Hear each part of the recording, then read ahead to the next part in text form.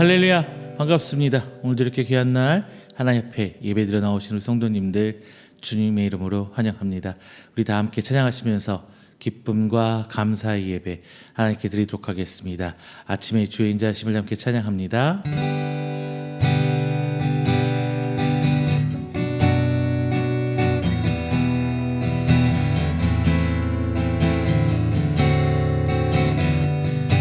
아침에 주의 인자하심을 아침에 주의 인자하심이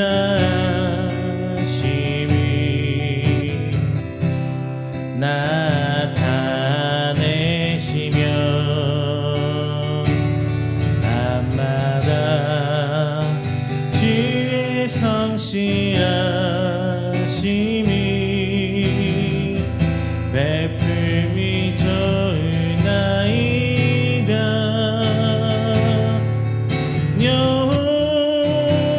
여호와께 감사하며 주의 이름을 찬양 여호와께 감사하며 주의 이름을 찬양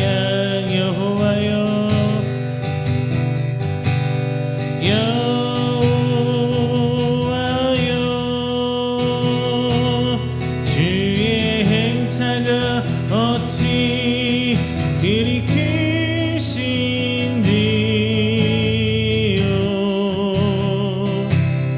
주의 생각이 심히 깊으시나이다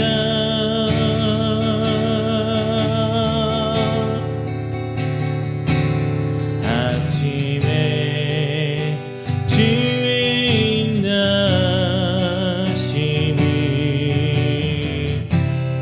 나타내시며 밤마다 주의 성실하심이 베풀미 좋나이다. 다시 한번 이 아침에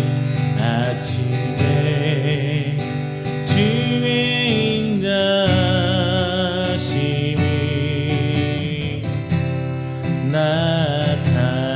나타내시며 밤마다 주의 성실하심이 베풀미 좋나이다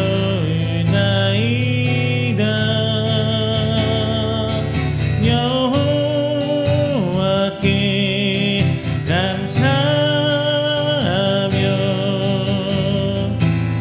주의 이름을 찬양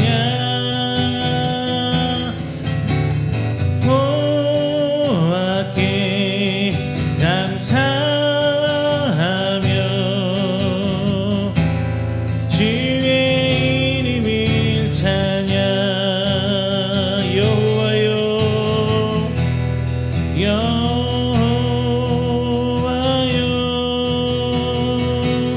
주의 행사가 어찌 그리 크신지요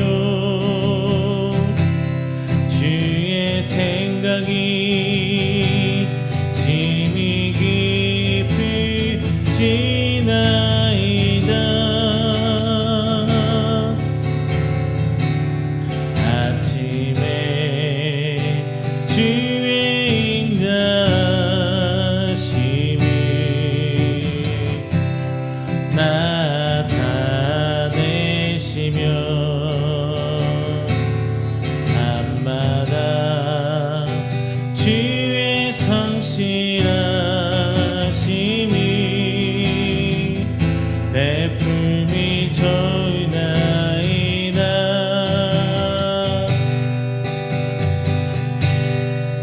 할렐루야. 우리 시간은 다 함께 우리가 드리는 귀한 예배를 위해서 한 목소리로 기도해 주시길 부탁드립니다. 먼저 첫 번째는요, 우리가 드린 귀한 예배가 하나님의 뜻과 합한 예배며 하나님과 깊은 교제할 수 있는 교제 시간 될 수 있도록 인도하여 주십사라고 기도해 주시고요.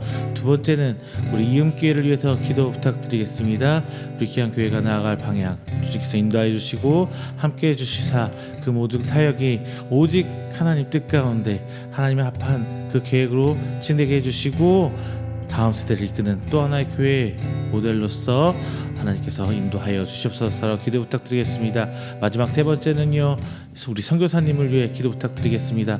선교사님 목숨 바쳐 사역하는 그곳에 은혜 부시사 오직 하나님 앞에 나아가는 귀한 장소며 그 세워질 교회 가운데 하나님께 축복하며 인도해 주시옵소서라고 다 함께 기도하겠습니다.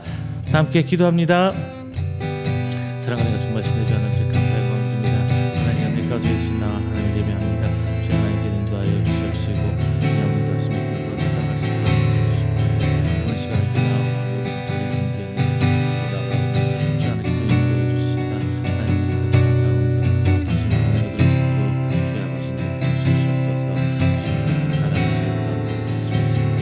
하나님 주의 승리 하늘을 주셔서 오직 하나님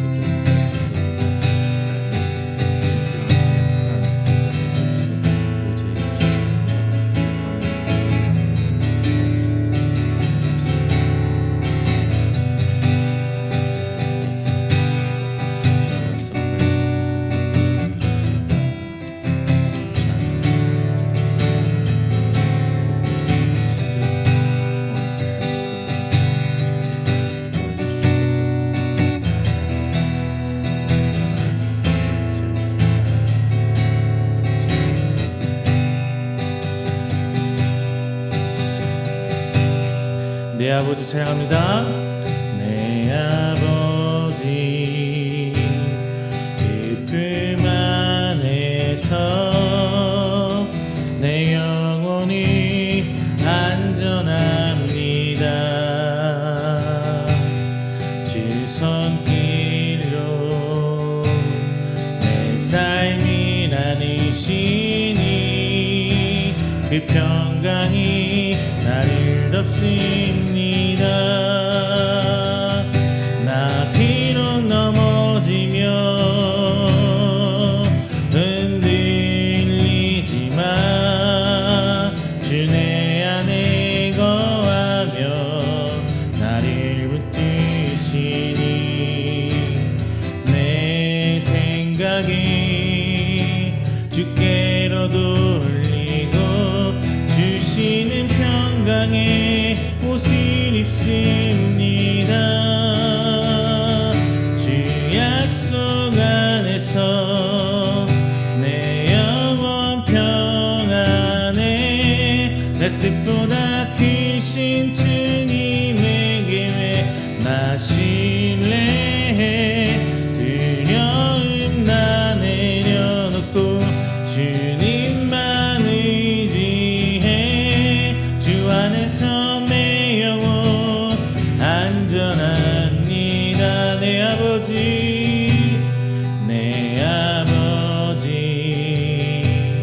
깊음 안에서 내 영혼이 안전합니다. 주 손길로 내 삶이 나누시니 그 평강이 나를 덮습니다.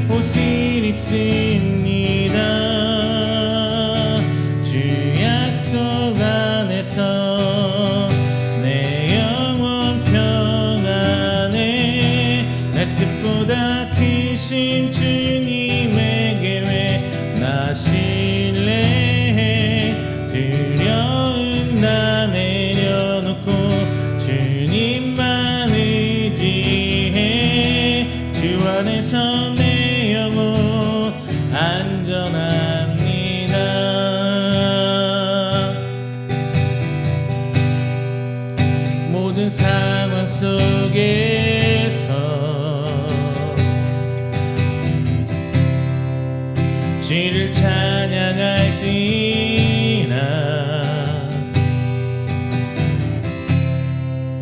주는 너의 큰 상급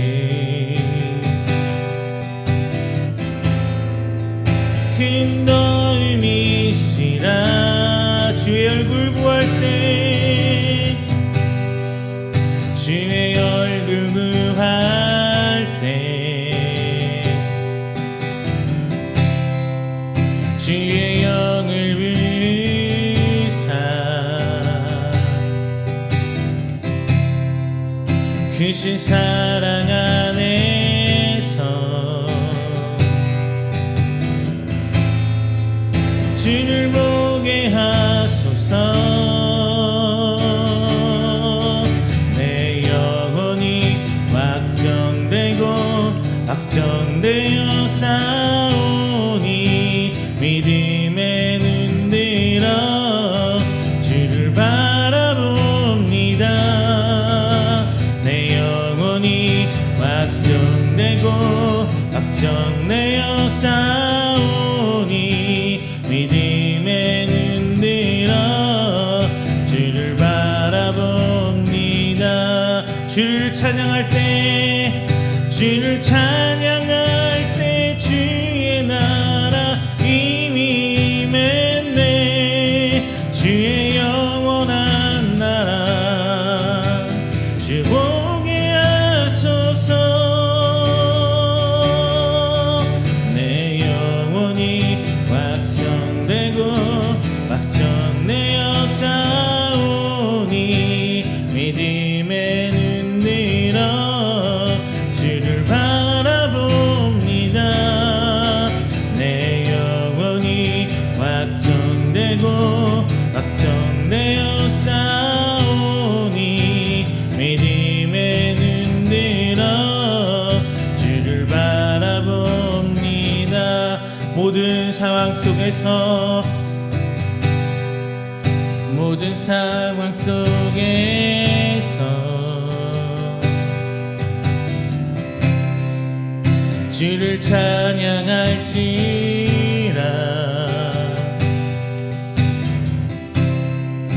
주는 너의 큰 상급 큰 도움이시라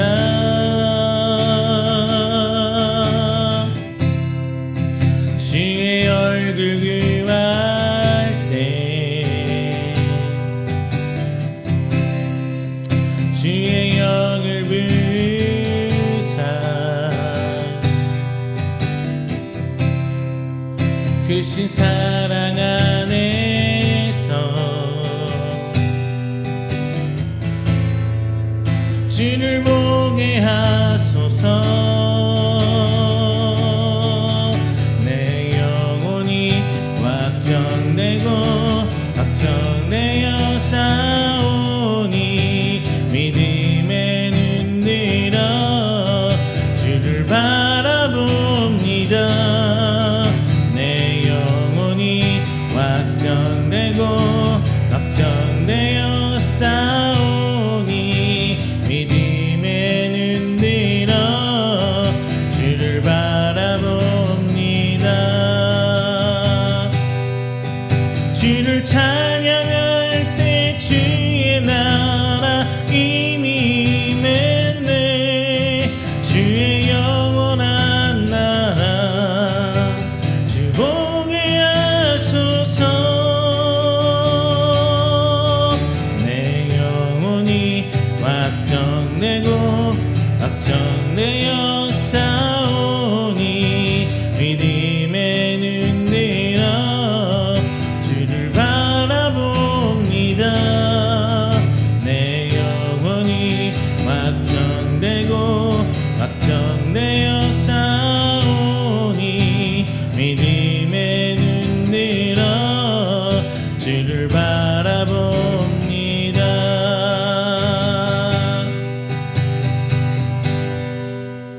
할렐루야. 우리 시간에는 조용히 기도하며 우리가 드릴 예배를 준비하는 시간 가도록 하겠습니다. 다 함께 기도합니다.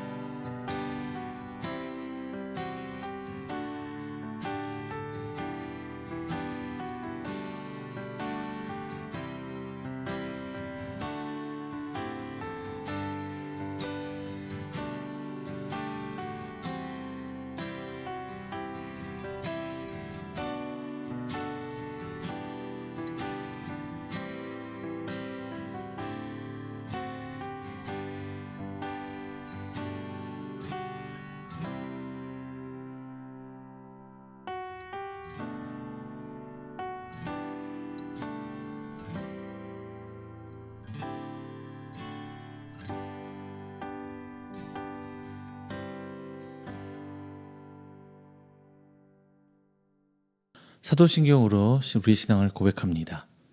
전능하사 천지를 만드신 하나님 아버지를 내가 믿사오며 그 외아들 우리 주 예수 그리스도를 믿사오니 이는 성령으로 잉태하사 동정녀 마리아에게 나시고 본디오 빌라도에게 고난을 받으사 십자가에 못 박혀 죽으시고 장사한 지 사흘 만에 죽은 자 가운데서 다시 살아나시며 하늘에 오르사 전능하신 하나님 우편에 앉아 계시다가 저리로서 산자와 죽은 자를 심판하러 오시리라. 성령을 믿사오며 거룩한 공회와 성도가 서로 교통하는 것과 죄를 사하여 주시는 것과 몸이 다시 사는 것과 영원히 사는 것을 믿사옵나이다. 아멘. 다 함께 교동문 9번 10편 15편 함께 교독하겠습니다. 교동문 9번 시편 15편입니다. 여호와여 주의 장막에 머무를 자 누구 오며 주의 성산에 사는 자 누구 오니이까.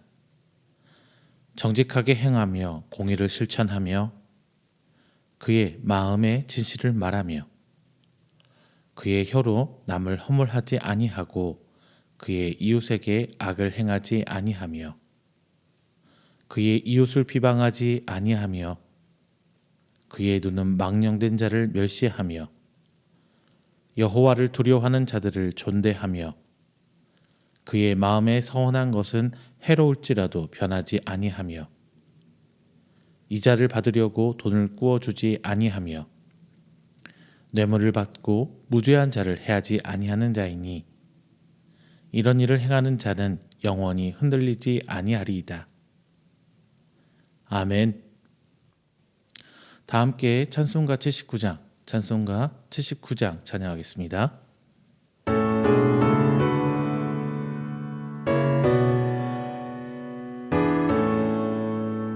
주 하나님 지으신 모든 세계 내 마음속에 그리워볼 때 하늘의 별 울려 퍼지는 내성 주님의 권능 우주에 찼네. 주님의 높고 위대하심을 내 영혼이 찬양하네. 주님의 높고 위대하심을 내 영혼이 찬양하네. 숲속이나 험한 산골짜기에서 지저귀는 저 새소리들과 고요하게 흐르는 시냇물은 주님의 소식 노래하도다. 주님의 높고 위대하심을 내 영혼이 찬양하네. 주님의 높고 위대하심을 내 영혼이 찬양하네. 주 하나님 독생자 아낌없이 우리를 위해 보내주셨네. 십자가에 피 흘려 죽으신 주 내 모든 죄를 대속하셨네. 주님의 높고 위대하심을 내 영혼이 찬양하네. 주님의 높고 위대하심을 내 영혼이 찬양하네. 내 주 예수 세상에 다시 올 때 저 천국으로 날 인도하리. 나 겸손히 드려 경배하며 영원히 주를 찬양하리라. 주님의 높고 위대하심을 내 영혼이 찬양하네. 주님의 높고 위대하심을 내 영혼이 찬양하네.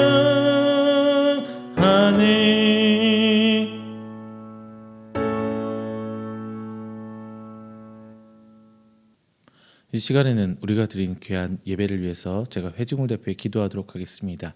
다 함께 기도합니다.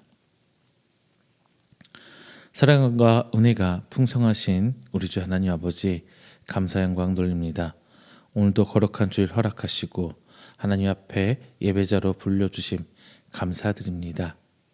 하나님 은혜 가운데 지난 한 주일간을 살아왔습니다.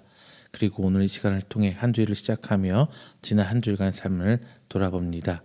주님, 오늘 시간 돌아보건대 주님 앞에 부족한 모습 많았음을 고백합니다. 생각과 말과 행동으로 지은 우리 죄를 오늘 시간 용서하여 주시고 예수 그리스도의 십자가의 보혈로 흰 양털같이 깨끗게 하여 주시옵소서. 하나님, 우리 삶에도 때론 풍랑이 닥쳐옵니다. 그리고 그 예상하지 못했던 어려움 앞에 우리는 흔들리곤 합니다. 그리고 답답한 미래 가운데 그 두려움을 이기기 힘들어 할 때도 있습니다. 그러나 오늘 말씀 가운데 선포하신 그 귀한 말씀들로 하여금 그 어려운 일들을 이겨나갈 수 있는 새 힘을 허락하여 주시옵소서. 깨닫게 하시고 우리 삶에서 어떤 식으로 이 말씀을 적용해야 할지 알게 하여 주시옵소서. 그래서 결국은 우리와 함께 계시는 예수님을 바라보게 하시고 우리와 지금도 함께 서 계시는 예수님을 믿고 나아가게 하시며 이 풍랑과 이 상황과 이 어려움을 주님을 바라봄으로 이겨낼 수 있도록 하나님 귀한 믿음 허락하여 주시옵소서. 부족한 종 이 시간 하나님 앞에 말씀 들고 섭니다. 주님, 입술의 권세 허락하시사 하나님 말씀으로 저희 함께 회복하며 치료하며 새 힘을 얻을 수 있는 말씀 전할 수 있도록 하여 주시고 성령의 기름 허락하시사 오늘 이 시간을 담대히 귀한 말씀 선포할 수 있도록 하나님께서 은혜 베풀어 주시옵소서. 또한 함께 예배드리는 우리 귀한 성도들의 이 마음 하나님께서 은혜로 덧입혀 주시사 오늘 말씀 앞에 겸허히 서나가 믿음으로 아멘하고 화답할 수 있는 귀한 믿음의 성도들 그 심령들 허락할 수 있도록 인도하여 주시옵소서. 하나님 우리 이음길을 위해 기도합니다. 하나님 부족한 사역과 부족한 예배의 모습 하나님께서 그래도 붙들고 써주셔서 온라인 통해서 나아가는 이 교회의 모습이 다음 세대로 나아가는 또 다른 새로운 교회 모델이 될 수 있도록 하나님께서 인도하여 주시옵소서. 그래서 비록 지금은 작지만 더욱더 많은 하나님의 성도들이 함께 예배드림으로 회복하고 하나님 앞으로 더 나아갈 수 있도록 주님께서 인도하여 주시옵소서. 세계 곳곳에 하나님께서 파송하신 선교사님들 계십니다. 그분 기억하여 주시고 하나님의 보호하고 인도하신 가운데 그 모든 사역 감당할 수 있도록 주님께서 인도하여 주시옵소서. 필요한 모든 것들 채워주실 줄로 믿습니다. 우리 이음교회와 또 돕는 손길 함께 하실 줄 믿사옵고 사랑이 많으신 예수님의 이름으로 기도드립니다. 아멘. 오늘 함께 은혜 나누실 말씀은 마가복음 4장 35절부터 41절까지 말씀입니다. 마가복음 4장 35절부터 41절까지 말씀 함께 찾아서 한 목소리로 봉독하겠습니다. 마가복음 4장 35절부터 41절 말씀 함께 봉독합니다.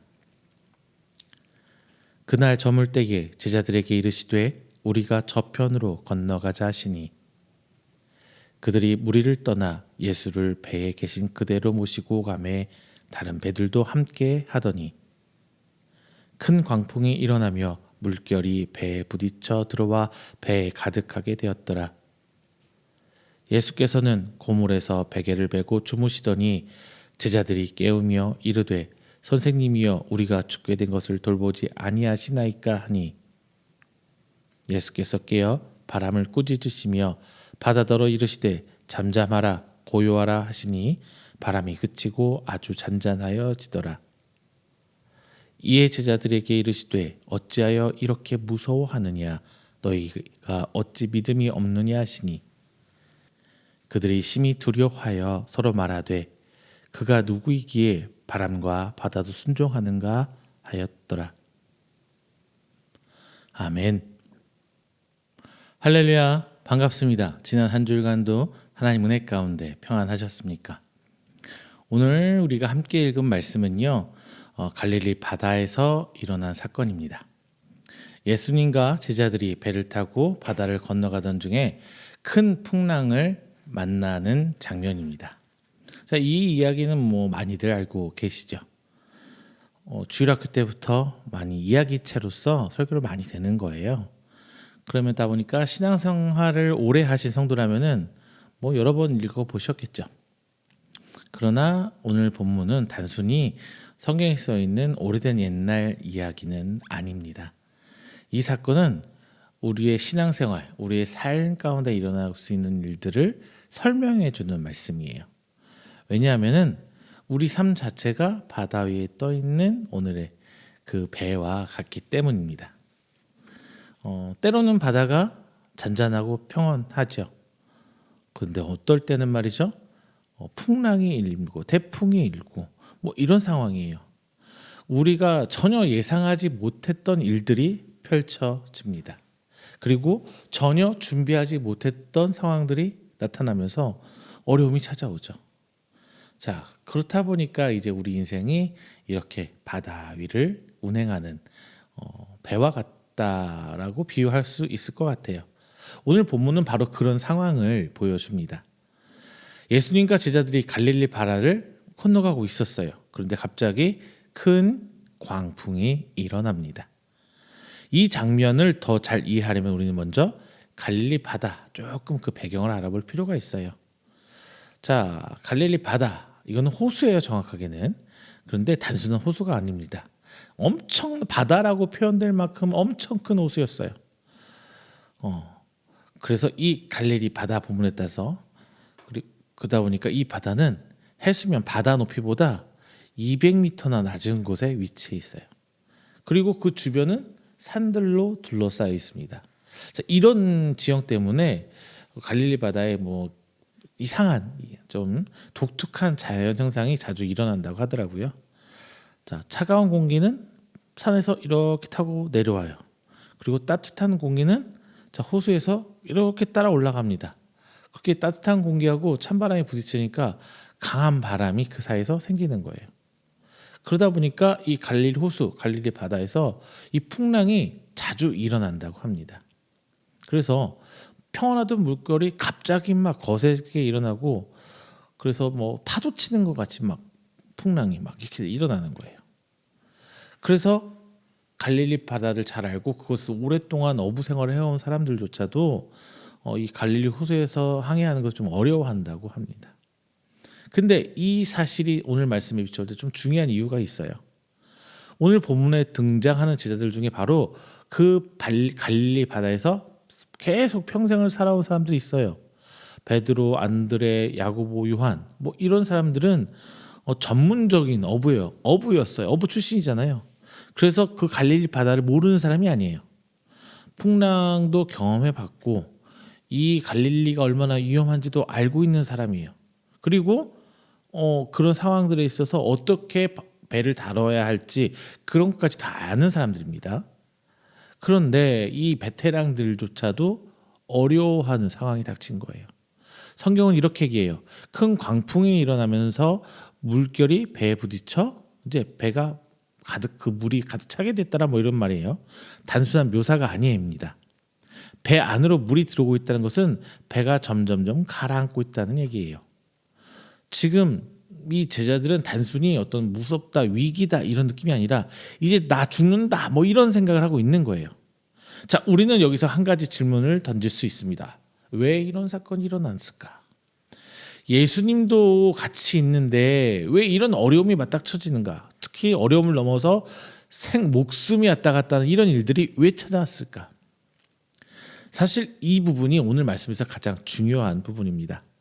많은 사람들이 이렇게 생각해요. 예수 믿으면 복 받는다. 인생이 평탄할 거야. 신앙생활 되게 잘하고 열심히 하고 헌금도 잘하고 봉사도 열심히 하면은 정말 나는 복 받는 사람이 될 거야. 그러나 성경은 그렇게 얘기하고 있지를 않아요. 오늘 본문을 보면은 예수님이 함께 계셨지만 풍랑이 찾아옵니다. 예수님도 그 배 안에 계세요. 그럼에도 불구하고 바람도 불었고 파도도 쳤고 배가 흔들리면서 물이 배 안으로 들어오기 시작한 거예요. 자, 이 사실은 우리에게 중요한 진리를 알려줘요. 예수님과 함께 있어도 이런 풍랑은 맞닥뜨릴 수밖에 없다 이거죠. 신앙생활을 열심히 한다고 해서 잘한다고 해서 어려움이 없는 것 아니에요. 믿음이 있다고 해서 문제가 없는 것도 아닙니다. 인생을 살아가면서 우리는 이런 갑작스러운 풍랑을 계속 마주치게 되죠. 갑작스러운 건강의 문제, 예상하지 못했던 경제적 어려움, 뭐 사람들 관계에서 오는 갈등, 미래에 대한 불안과 두려움 뭐 이런 것들이 우리 삶을 막 통째로 흔들 때 분명히 있잖아요. 저도 있어요. 그래서 어떤 사람들은 이렇게 말합니다. 이런 일이 왜 나한테 일어날까? 하나님은 왜 내가 이런 일을 경험하게 하실까? 그런데 오늘 말씀은 우리에게 또 다른 사실을 보여줍니다. 풍랑이 찾아온 것이 문제가 아니라 풍랑 속에서 우리가 무엇을 바라보느냐 그것이 더 중요하다는 거예요. 자, 오늘 말씀에서 제자들은 어딜 바라봤어요? 풍랑을 바라봤죠. 그 상황을 바라봤어요. 그래서 두려움에 빠졌습니다. 예수님도 분명히 함께 계셨어요. 이 사실을 깨닫는 순간 이 사건은 단순한 위기가 아니라 이제 믿음의 기적이 일어나는 일로 바뀌게 되는 거예요. 그래서 오늘 말씀을 통해서 하나님께서 우리에게 주신 세 가지 영적인 명령을 오늘 우리가 함께 바라보려고 합니다. 첫 번째는 인생의 풍랑을 두려워하지 말아라. 두 번째는 풍랑보다는 예수님을 바라보라. 세 번째는 풍랑 속에서 예수님을 신뢰하라. 뭐 이런 거예요. 자, 오늘 이 말씀을 통해서 우리 인생 속에서 어떤 믿음으로 살아가야 하는지 함께 찾아보도록 하겠습니다. 첫 번째, 인생의 풍랑을 두려워하지 말라. 자, 본문에 등장하는 제자들은 평범한 사람들이 아니에요.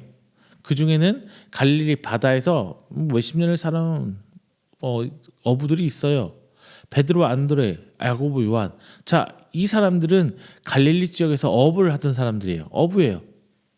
자, 당시 갈릴리 지역은 로마 통치 아래 있었습니다. 갈릴리 바다는 이 사람들이 살아가는 아주 중요한 생계의 수단이었어요. 갈릴리에서 많은 물고기가 잡혔기 때문에 어부들은 그 어부들에게 있어서 갈릴리 바다는 굉장한 생업 수단이에요. 특히 갈릴리 바다에서 갈릴리 호수에서 잡히는 생선은 단순히 그 지역에서 소비돼서 없어지는 것이 아니라 가공되어서 다른 지역으로까지 판매가 되었다고 합니다. 그래서 갈릴리 주변에는 이 어업으로 기반한 어떠한 경제 시스템이 있었다고 합니다. 자, 어부들은 물고기 잡는 사람이 아니라 그걸 넘어서서 가족을 부양하고 지역 경제를 움직이는 중요한 역할을 하는 사람이었어요. 베드로, 안드레, 야고보 모두 그런 삶을 하던 사람들이죠. 어렸을 때부터 그들은 바다를 보고 자랐고 바다에서 일하는 방법을 배웠고 그리고 풍랑을 만나는 것도 처음이 아니었을 거란 말이죠. 그 생활을 살던 사람한테 있어서 풍랑은 그냥 그럴 수 있는 일, 이 정도일 겁니다. 그런데 오늘 본문 보면은 오늘 사건은 이 풍랑은 그냥 단순히 흔하게 보던 그런 풍랑이 아니에요. 그들이 감당하기 어려운, 이제 나 죽을 것 같은데 이런 생각을 느끼게 하는 그런 정도의 풍랑이었어요. 성경은 이렇게 말합니다. 큰 광풍이 일어나며 물결이 배에 부딪혀 들어와 배에 가득하게 되었더니더라. 자, 여기서 큰 광풍이라는 표현은 단순히 바람이 조금 불었다는 의미가 아니라 원문 헬라어를 보면은 조금 강한 폭풍을 의미해요. 바람이 거세게 불고 파도가 배를 덮치고 배 안으로 이제 물이 넘쳐오기 시작한 상황이에요. 단순히 무서운 상황을 넘어서서 이제 나 죽어 이런 상황이라고 제가 거듭 말씀드리고 있죠. 베테랑 어부들이 두려워할 정도의 상황, 그러면 풍랑이 얼마나 거셌을까 짐작이 갑니다. 이 장면은 우리에게 매우 중요한 사실을 보여주고 있어요. 인생을 오래 살았다고 해서 모든 문제를 감당할 수 있는 것이 아니라는 거예요.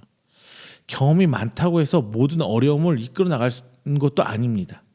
그래서 우린 때때로 이런 생각을 해요. 내가 이 정도는 감당할 수 있을 거야. 이 정도 문제는 내가 해결할 수 있을 거야. 이런 통밥으로 인생을 살아가게 되죠. 그런데 인생을 살다 보면은 우리의 능력과 경험을 넘어서는 일이 이제 찾아와요. 우리의 지혜로 해결할 수 없는 문제, 우리의 힘으로 감당하기 어려운 상황, 우리의 계획으로 막을 수 없는 어려움들이 이제 내 인생에 탁탁탁 부딪혀 가는 거예요. 이것이 바로 우리 인생이잖아요. 그래서 인생을 살아가는 동안 우리는 여러 가지 풍랑을 만나게 됩니다. 어떤 사람에게는 경제의 문제로 열심하게 일하고 성실히 살아가는데 갑자기 사업이 어려워져요. 무슨 문제가 툭툭 터져요. 사업에 돈이 돌질 않아요. 예상하지 못했던 상황이 이렇게 생겨납니다. 어떤 사람에게는 건강의 풍랑, 또 어떤 사람에게는 어떤 인간과의 관계에 있어서 오는 풍랑. 자, 때로는 신앙생활도 신앙의 문제도 이런 풍랑을 맞기도 합니다. 기도해도 상황이 바뀌지 않을 때 하나님이 그냥 멀게만 있고 하나님 있는 거 맞아요? 이렇게 묻게 되는 순간, 믿음이 흔들리는 순간마저도 찾아오게 됩니다. 그러나 오늘 말씀 우리에게 분명히 말합니다. 풍랑이 찾아오는 것 자체가 이상한 일이 아니라는 거예요. 인생이라는 바다를 항해하는 사람한테 있어서 풍랑은 그냥 자연스러운 거예요. 문제는 풍랑이 아니라 풍랑 앞에서 우리의 마음이 어떻게 반응하고 있느냐, 그게 더 중요한 거란 말입니다. 많은 사람들은 이제 풍랑에 만나면 두려움에 빠지죠. 상황이 흔들리면 마음도 흔들립니다. 문제가 커지면 두려움도 커집니다. 그래서 사람들은 이렇게 말하곤 해요. 이제 끝난 거 아닐까? 이 문제 해결 안 될 것 같은데. 자, 그런데 오늘 말씀은 우리에게 다른 시선을 보여줍니다. 풍랑은 우리의 인생을 무너뜨리기 위해서 오는 것이 아니라 우리의 믿음을 드러내기 위해서 올 때도 있어요. 자, 풍랑이 없으면 우리는 하나님을 영원히 찾지 않을 수도 있어요. 문제가 없으면 기도하지 않을 수도 있습니다. 그래서 하나님 때때로 우리 삶 속에서 풍랑을 하나님께서 허락해 주시기도 해요. 우리의 믿음을 무너뜨리기 위한 수단이 아니라 우리의 믿음을 성장시키기 위한 수단으로 하나님께서 사용하시는 거예요. 그래서 하나님은 오늘 우리에게 이렇게 말씀하십니다. 인생의 풍랑을 두려워하지 말아라. 풍랑이 크다고 해서 하나님의 능력이 작아지는 거 아니죠. 문제가 크다고 해서 하나님의 계획이 사라지는 것도 아닙니다. 풍랑이 아무리 거세도 하나님은 여전히 우리와 함께 계시는 거예요. 그래서 믿음의 사람은 이렇게 고백해야 돼요. 나는 풍랑을 바라보지 않겠습니다. 나는 하나님만 바라보겠습니다. 이 믿음이 있을 때 풍랑은 우리를 무너뜨리는 것이 아니라 우리의 믿음을 더욱더 깊게 만드는 도구가 되는 것입니다. 그래서 우리는 풍랑을 두려워하는 사람이 아니라 하나님을 신뢰하는 사람이 되어야 해요. 이제 이어서 두 번째로 하나님께서 주시는 말씀은 뭐냐? 풍랑보다 예수님을 바라보라 이거예요. 풍랑이 점점 거세지자 제자들은 더 이상 이제 이 상황을 감당할 수 없게 됐어요. 이 상황을 성경이 이렇게 말합니다. 예수께서는 고물을 베개를 베고 고물에게 베개를 베고 주무시더니. 자, 이 장면 매우 인상적인 장면이에요. 바람이 거세게 불고 있어요. 배도 막 흔들립니다. 더구나 파도가 덮쳐서 배를 넘어오고 있어요. 배 안에 물이 차고 있단 말이에요. 자, 제자들은 분명히 어떤 수단을 써서 막 배 밖으로 물을 막 퍼내려고 하고 있었을 거예요. 그런데 그 순간 예수님은 저기 배 뒤쪽에서 주무시고 계신 거예요. 자, 예수님은 완전히 편안한 모습을 보여주고 계세요. 바람이 불고 파도가 치고 배가 흔들리고 있지만 예수님은 흔들림 없는 편안함. 자, 예수님 그렇게 주무시고 계셨어요. 그런데 반면에 제자들은 완전히 다른 상황이죠. 두려움이 완전히 빠졌고 패닉에 빠진 상태. 그래서 결국 예수님을 깨우면서 이렇게 얘기합니다. 예수님, 우리가 죽게 됐는데 이거 우리 안 돌봐주실 거예요? 자, 이 말은 단순히 도움을 요청한 말 같지는 않아요. 제가 볼 때는 이 말 속에 두려움과 원망까지도 있는 말 같아요. 왜 당신 아무것도 안 하고 있어? 왜 그냥 우리 그만두는 거야? 이거잖아요. 이게 우리 인간의 자연스러운 상황 아닌가요? 그냥 문제가 생기면 우린 쉽게 두려워하잖아요. 그리고 두려움이 커지면 하나님을 향한 그 마음, 그 믿음조차 흔들리기도 합니다. 상황이 어려워지면 우리는 하나님을 바라보기보다 이제 문제를 바라보기 시작해요. 상황을 바라보기 시작한 거예요. 풍랑을 바라보면 풍랑만 더 크게 보여지고 문제를 바라보면 문제만 더 크게 보여져요. 그래서 어찌할 바를 몰라 우리 이성을 잃기도 하죠. 그런데 중요한 사실이 하나 있습니다. 제자들이 두려워하고 있을 때에 예수님이 그들과 함께 계시는 거예요. 그들은 혼자가 아니었죠. 그들은 버려진 게 아니었어요. 예수님이 분명히 그들과 함께 계신 상황이었습니다. 그런데 제자들은 그 사실을 잊어버린 거죠. 왜냐하면 이 제자들의 시선이 예수님을 바라본 것이 아니라 풍랑을 바라보고 있었기 때문이에요. 사랑하는 성도 여러분, 우리 삶에서도 똑같은 일이 일어나요. 문제가 생기면 우리는 하나님보다 문제를 더 바라봅니다. 경제적인 어려움이 생기면 돈만 생각해요. 건강에 문제가 생기면 병만 생각합니다. 자, 미래가 불안해지면 염려만 늘어나요. 그래서 점점점 마음만, 우리의 믿음만 죽어나가는 거예요. 오늘 말씀은 우리에게 중요한 사실을 알려줍니다. 문제를 바라보면 두려움이 커지고 예수님을 바라보면 믿음이 커진다는 거예요. 믿음은요, 상황이 좋아질 때 생기는 게 아니에요.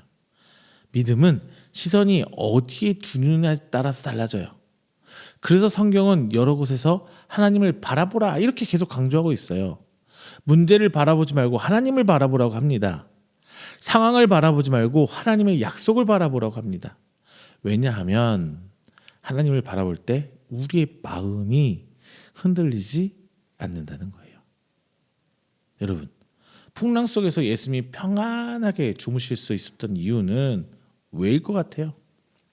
그것은 예수님이 상황을 두려워하지 않았기 때문이에요. 예수님은 풍랑보다도 하나님 뜻을 더 크게 보고 계셨던 거예요. 예수님은 이미 제자들에게 말씀하셨습니다. 우리 저편으로 가자. 그러고 배 탄 거 아니에요. 이 말씀 속에는 하나님의 계획이 있었던 거예요. 그래서 예수님은 풍랑이 와도 두렵지 않았습니다. 왜냐하면은 하나님께서 이루실 계획, 그걸 이미 알고 계셨기 때문이에요. 우리도 마찬가지예요. 우리 인생에서 풍랑이 분명히 있습니다. 그런데 풍랑보다 더 중요한 것은 우리의 시선이라고 제가 말씀드렸죠. 우리가 무엇을 바라보느냐, 그것에 따라 우리의 마음이 달라지는 거잖아요. 예수님을 바라보세요. 그러면 그 믿음이 커져갑니다. 그래서 하나님은 오늘 우리에게 말씀하십니다. 풍랑보다 예수님을 바라보라. 문제가 아무리 커도 우리 하나님, 우리 예수님, 우리 성령님보다 더 클 수는 없잖아요. 상황이 아무리 절망적으로 보여도 하나님의 능력보다 더 클 수는 없어요. 그래서 믿음의 사람은 이런 식으로 고백을 합니다. 나는 상황을 바라보지 않겠습니다. 나는 주님을 바라보겠습니다. 이 믿음이 있을 때의 풍랑 속에서도 우리의 마음은 흔들리지 않습니다. 세 번째, 그래서 이제 풍랑 속에서도 예수님을 신뢰하라예요.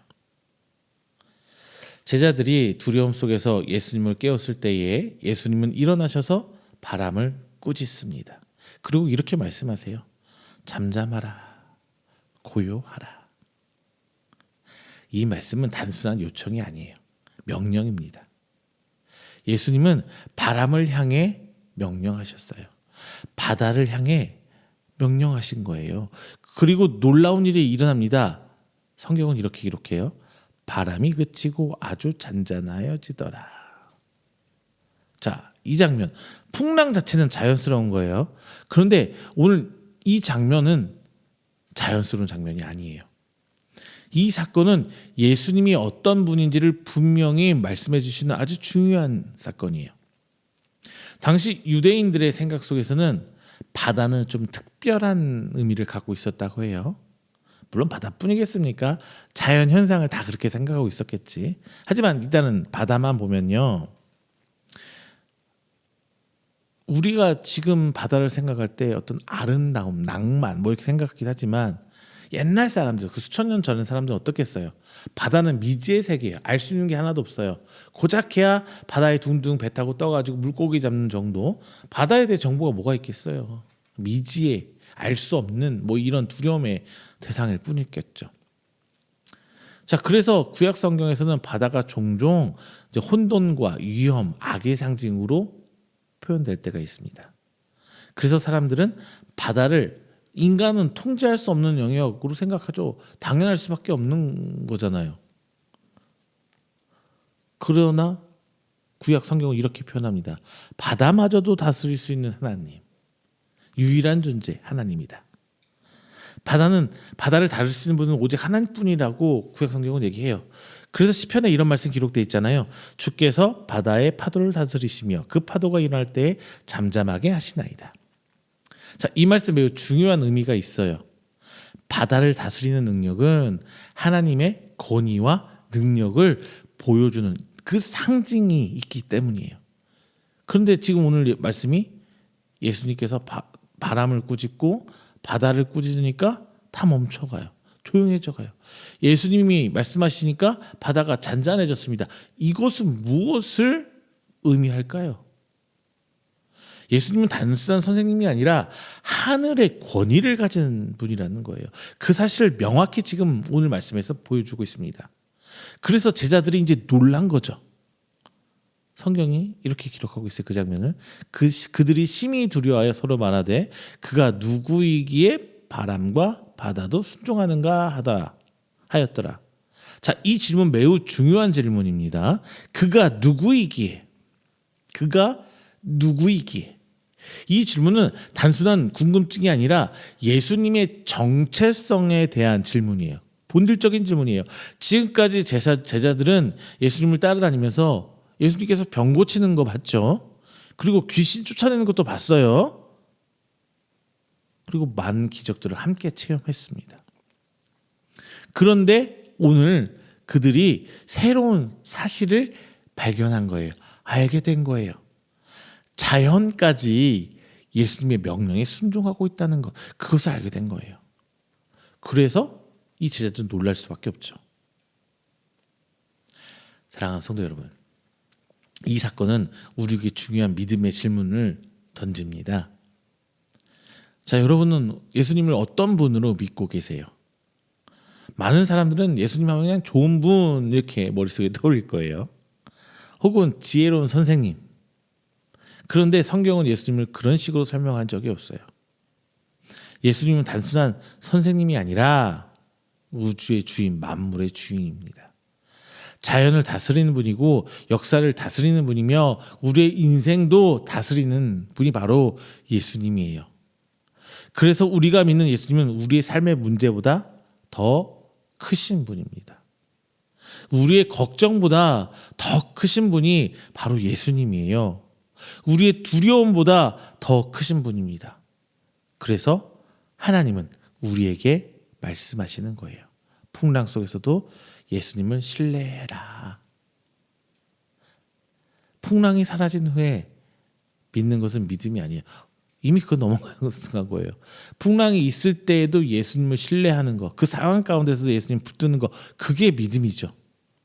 상황이 좋아질 때 하나님을 믿는 것은 누구나 다 하는 거예요. 상황이 좋을 때 예. 그러나 상황이 어려울 때도 하나님을 신뢰하는 것, 그게 진짜 믿음이라는 거예요. 예수님이 제자들에게 하신 말 한번 기억해 보자고요. 어찌하여 이렇게 무서워하느냐? 너희가 믿음이 없느냐? 이 말씀은 단순한 꾸중이 아닙니다. 예수님은 제자들에게 이렇게 말씀하시는 거예요. 나 지금도 여기 있잖아. 풍랑이 있다고 해서 예수님이 떠난 거 아니에요.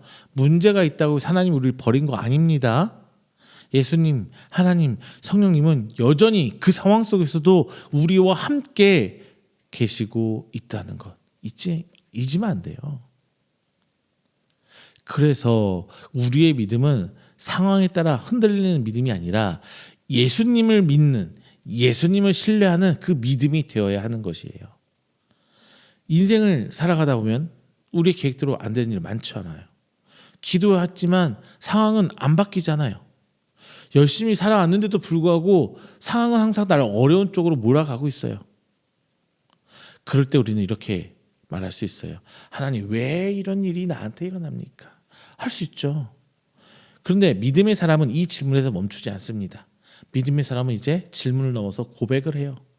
주님, 지금 내가 이 상황 아무리 내가 생각해도 이해는 안 돼요. 근데 주님만 믿을게요. 근데 주님은 믿을게요. 자, 이런 고백이 있을 때 우리의 믿음은 점점 커지는 거예요. 그래서 풍랑은 우리를 무너뜨리는 사건이 아니라 우리의 믿음을 키워주는, 그런 우리의 믿음을 성장시켜주는 그런 사건이 되는 거예요. 사랑하는 성도 여러분, 우리 인생에도 우리 삶에도 분명히 풍랑은 있습니다. 그러나 기억해야 할 사실, 풍랑이 우리를 결정하는 것이 아니라 우리가 누구를 신뢰하느냐가 우리의 인생을 결정하는 거예요.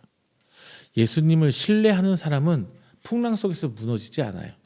왜냐하면 예수님이 우리의 삶의 주인이기 때문이에요. 그래서 우리는 오늘도 이렇게 고백해야 합니다. 주님, 어떤 상황 속에서도 나는 주님을 신뢰하겠습니다. 나는 주님을 믿고 따라가겠습니다. 자, 이 믿음으로 살아가는 저와 여러분 되시기를 주님의 이름으로 축원드립니다. 말씀을 맺을게요. 오늘 우리는 갈릴리 바다에서 일어난 한 사건을 통해 중요한 영적인 교훈을 얻었습니다. 예수님이 제자들과 함께 배를 타고 건너가던 중에 큰 풍랑을 만났어요. 그 풍랑은 단순한 파도가 아니라 목숨까지 위협하는 큰 재난, 재해였어요. 자, 이제 파도가 배를 넘어와서 배를 가라앉게 합니다. 수십 년 동안 어업 생활을 하던 그 베테랑 어부들조차 그 상황을 어떻게 해야 될지 모르고 멘붕에 빠져요. 그러나 배 안에서 예수님이 함께 계시죠. 오늘 말씀을 통해 하나님께서는 우리에게 세 가지 말씀을 기억해야 돼요. 첫 번째, 인생의 풍랑을 두려워하지 말라는 거예요. 인생을 살아다 보면 풍랑 반드시 와요. 예수님을 믿는 사람도, 신앙인도, 우리도 누구에게나 풍랑은 오기 마련입니다. 그러나 풍랑이 찾아왔다고 해서 하나님이 우리를 떠나시는 거 아니에요. 풍랑은 우리 인생을 무너뜨리기 위해서 오는 것이 아니라 때로는 우리의 믿음을 성장시키기 위해서 오는 하나님이 허락하신 어떤 시험의 장일 때도 있습니다. 그래서 우리는 그 풍랑 자체를 두려워하는 사람이 되면 안 돼요. 하나님을 시험하는 사람, 하나님을 신뢰하는 사람, 주님을 믿는 사람이 되어야 하는 거예요. 그리고 둘째는 풍랑보다 예수님을 바라보는 거예요. 제자들이 두려워한 이유는 풍랑이 있었기 때문이 아니죠. 그들의 시선이 풍랑에 집중되어 있었기 때문이에요. 풍랑을 바라보면 두려움이 커집니다. 문제를 바라보면 걱정이 커져요. 근데 예수님을 바라보면 믿음이 커져요. 우리의 시선이 어디 있느냐에 따라서 우리의 마음이 달라지게 되는 거예요. 그래서 하나님은 오늘 우리에게 말씀하세요. 문제를 바라보지 말고 예수님을 바라봐라. 상황을 바라보지 말고 하나님의 약속을 바라보라. 이렇게 말씀하시는 겁니다. 그리고 세 번째, 풍랑 속에서도, 이 과정 속에서도 예수님을 믿고 신뢰하라는 거예요. 예수님은 바람을 꾸짖으셨고 그 바다는 곧 잔잔해졌어요. 이 사건은 예수님이 단순한 어떤 인간적인 스승님 뭐 이런 것이 아니라 우주의 주인 되신, 만물의 주인 되심을 보여주는 사건이에요. 바람도 예수님 말씀에 순종했고 바다도 예수님 말씀에 순종했습니다. 그렇다면 우리 인생의 문제도 예수님의 손아귀에 있는 거죠. 예수님 뜻대로 하는 거예요. 그래서 우리는 풍랑 속에서도 예수님을 신뢰해야 하는 거예요. 풍랑이 사라진 후에 믿는 것은 믿음이 아니라 풍랑 속에서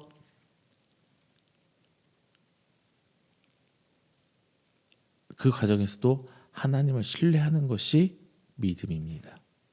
사랑하는 성도 여러분, 우리의 인생도 오늘 나온 갈릴리 바다와 같아요. 어떤 날은 잔잔하고 평안합니다. 근데 어떤 날은 거센 풍랑이 몰아쳐요.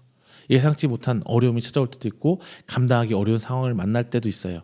그럴 때 우리는 두려워할 수 있습니다. 마음이 흔들릴 수도 있어요. 그런데 오늘 말씀을 기억해야 돼요. 우리 풍랑이 우리를 결정한 것이 아니라 우리 인생의 배 안에 누가 계시는가, 그게 중요하다는 겁니다. 제자들의 배 안에는 예수님이 계셨어요. 결국 그 배는 침몰하지 않고 목적지까지 도착했습니다. 우리의 인생도 마찬가지예요. 예수님이 함께 하시는 인생 결코 무너지지 않습니다. 풍랑이 아무리 거세도 예수님이 함께 계시는 배는 좌초하지 않아요. 그래서 우리는 이렇게 고백할 수 있어요. 주님, 풍랑이 사라지지 않아도 괜찮습니다. 예수님만 지금 내 옆에 있으면은 우리는 어떻게든 목적지에 도착할 거예요. 자, 인생의 풍랑 속에서도 주님을 바라보고 주님을 신뢰하며 살아가는 저와 여러분 되시기를 주님의 이름으로 축원합니다. 기도하겠습니다.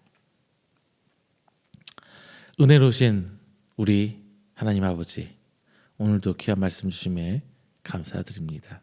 그리고 이 말씀을 통해 우리가 나아가야 할 그 믿음의 길을 알려주시고 보여주심에 감사드립니다.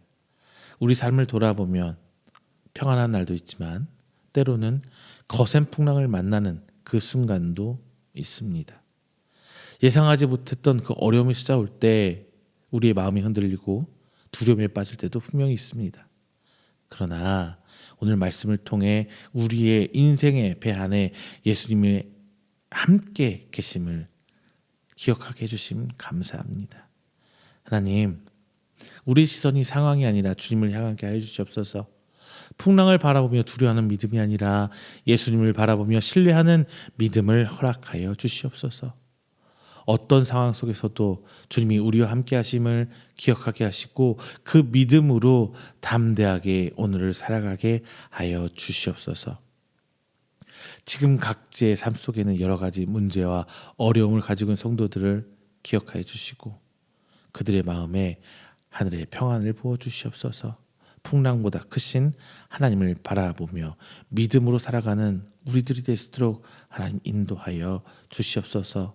오늘도 우리의 삶을 붙들어 주시는 사랑이 많으신 우리 주 예수 그리스도의 이름으로 기도드립니다.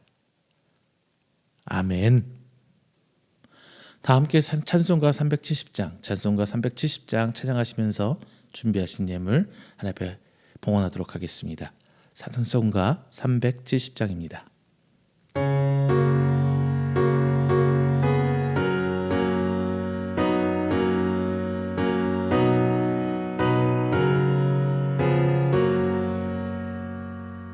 주 안에 있는 나에게 딴 근심이 있으랴 십자가 밑에 나가 내 짐을 풀었네. 주님을 찬송하면서 할렐루야 할렐루야 내 앞길 멀고 험해도 나 주님만 따라가리. 그 두려움이 변하여 내 기도 되었고 전날의 안숨 변하여 내 노래 되었네. 주님을 찬송하면서 할렐루야 할렐루야 내 앞길 멀고 험해도 나 주님만 따라가리. 내 주님 자비하셔서 늘 함께 계시고 내 궁핍함을 아시고 늘 채워주시네. 주님을 찬송하면서 할렐루야 할렐루야 내 앞길 멀고 험해도 나 주님만 따라가리. 내 주와 맺은 언약은 영을 변하시니 그 나라 가기까지는 늘 보호하시네. 주님을 찬송하면서 할렐루야 할렐루야 내 앞길 멀고 험해도 나 주님만 따라가리.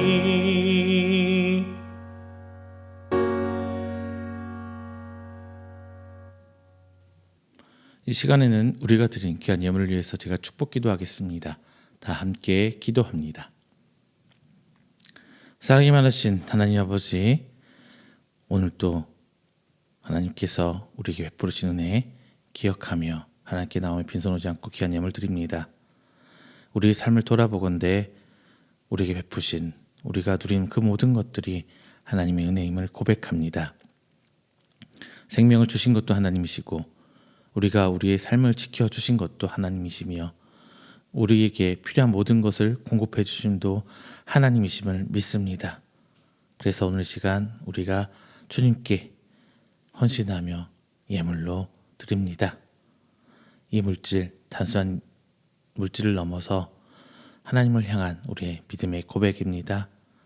주님, 각자의 형편에 따라 믿음대로 주님 앞에 나아가오니 하나님 이 예물을 기뻐 받아 주시옵소서. 어려운 상황 속에서도 믿음을 드린 그 손길들 기억하여 주시고 하나님을 여시사 그들의 삶을 하나님 은혜로 풍성하게 채워 주시옵소서. 특별히 물질의 어려움 가운데 있는 성도들 하나님께서 붙드시사 그들의 필요를 채워주시고 살아계신 하나님을 경험하게 하셔서 이 땅 가운데 살아계신 여호와 하나님이 우리와 함께 하심을 내보이는 증거로 삼아 주시옵소서. 또한 드려진 이 예물들 하나님 나라에 귀하게 쌓임받게 하여 주셔서 30배, 60배, 100배 결실 맺도록 인도하여 주시옵소서. 오늘 시간을 통하여 11조의 예물, 감사의 예물, 주일 예물, 그리고 선교 예물 하나님께 헌신합니다. 주님, 그 모든 것 기억하여 주시고 오직 주님 오시는 그날까지 건강한 모습으로 충성봉사하시도록 주님께서 붙들어 주시옵소서. 이 모든 말씀 사랑이 많으신 예수님의 이름으로 축복하며 기도드립니다. 아멘. 다 함께 찬송가 29장 찬송하시고 축도로 오늘 예배 마치도록 하겠습니다. 찬송가 29장입니다.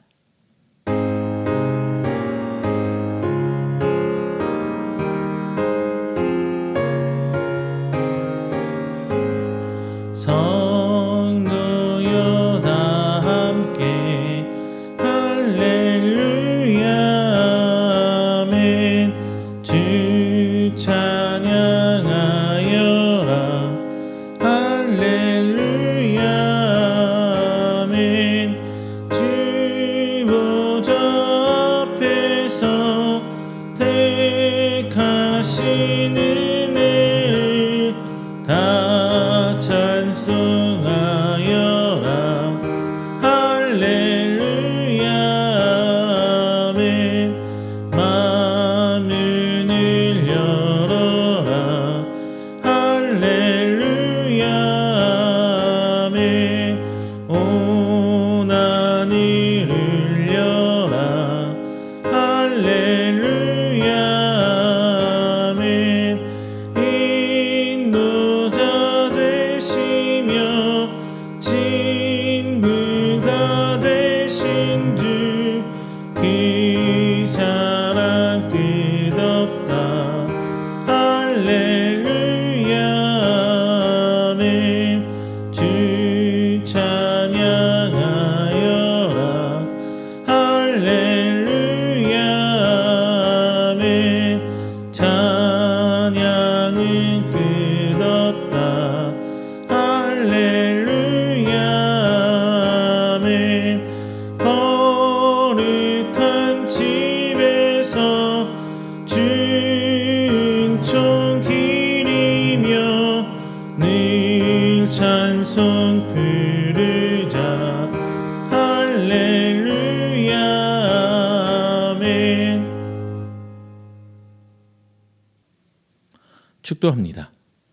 여호와는 내게 복을 주시고 너를 지키시기를 원하며 여호와는 그의 얼굴을 내게 비추사 은혜 베푸시기를 원하며 여호와는 그 얼굴을 내게로 향하여 드사 평강 주시기를 원하노라. 이제는 우리 주 예수 그리스도의 은혜와 하나님의 사랑하심과 성령님의 교통 교제하심이 오늘 이 자리 나와 하나님을 예배하고 선포된 말씀으로 하여금 옆에 계신 주님을 바라보고 믿음을 든든히 세워나가길 원하는 우리 성도들의 머리 위에와 그의 가정과 사업장과 직장 그리고 그가 계획하던 모든 행사 위에 영원토록 함께 있을지어다. 아멘.